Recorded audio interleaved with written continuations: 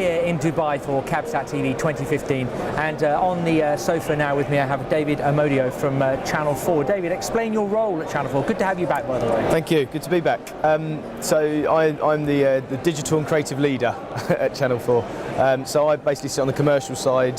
I run the commercial digital team, so we monetize all of VOD, all of our VOD offering, and any new developments and our data offering as well. And then the other half of my job is on the creative side, so coming up with new ideas, new commercial innovations to, again, make the channel money, basically.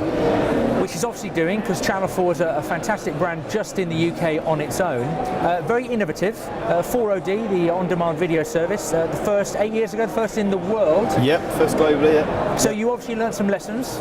Yeah, we did, yeah. Yeah, I mean, we've come along, and we've just come out from doing a session on it, and yeah, 8 years ago we had quite a tough job because we had to land a completely new concept that didn't exist previously. So that was quite a steep learning curve. And since then, the numbers have just gone through the roof. So we have 500 million views now on an annual basis. And back then there was a massive interest around it from advertisers, from consumers, but the numbers were quite small. And I think now we've moved to a place where we've suddenly reached this critical mass, and it's now becoming a real central part of our business. So it's now starting to almost drive some of the linear strategy as well, which is quite interesting, I think.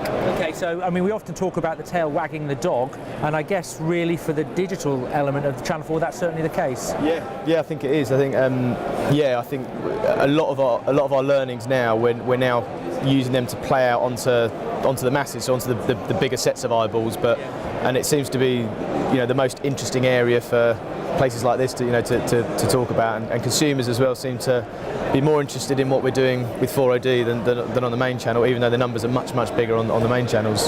So what advice would you give to anyone in their marketplace that's looking to go down the same route? Because 4OD was the first globally, but by no means now does every broadcaster have the same in place. What lessons, advice would you give?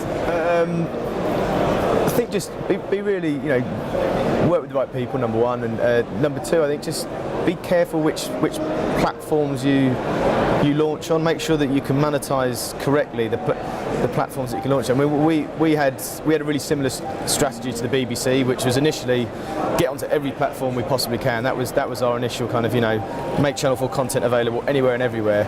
I think as you become a more mature business, you realise that actually a smaller platform over there that costs you a lot of money to get onto, that you're not monetising correctly, isn't necessarily the right thing to do, and you're almost probably better off investing your time and your efforts in making the platforms you are more efficient. So that'd be my one kind of tip to save a bit of unnecessary spend that we've probably made in the past. And you mentioned monetization there, of course, that is your role, but all too often at the start of a business going out on multi-platform, it's forgotten, isn't it? And therefore it doesn't become key to the business early enough. Yeah, I think that's absolutely right. And I think now the commercial team is very much driving a lot of the tech development, almost, because initially you just want to get the eyeballs there. You want to get your numbers up, and then you almost worry about the whole Google model. Get them there, and then worry about how you're monetizing after. But I think now we're being much more careful about what the market's actually demanding. So what can we sell? What yield would that kind of give us? Are we overpricing stuff? We're much more in tune with that side of it as a business now, I think. And are you seeing a greater consumption thanks to the personalisation, hyper-personalisation of the services you offer? I think we're starting. I mean, we're just about to get rid of the 4OD brand, and at the end of this month we're launching all four, and that means that every single person who watches any Channel 4 content has to be behind a registration wall. So we'll have data on every single person who watches any content.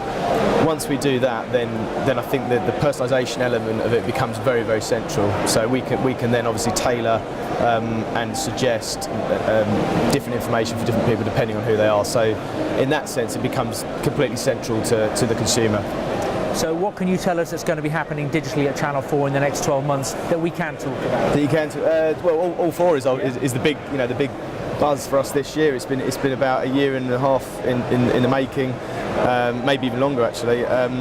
So it's going to be really exciting to have a completely new way of navigating for consumers. So it's split into three very distinct phases. So you've got on demand, which sits swipe left to go back in time and see what you've missed.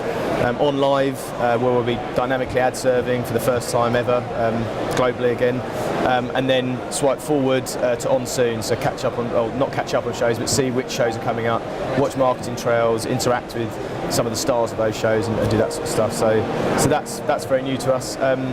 The other thing that is just about to land, possibly today, I've got to check and make a phone call in a minute and see if it has, is the programmatic side of things. We're launching our own premium supply side platform, so we're the first in Europe to do that as well. Right, exciting times. Yeah, and again using our data, so again a more personalised approach. David, thank you very much, and best of luck with Channel 4 and everything you do.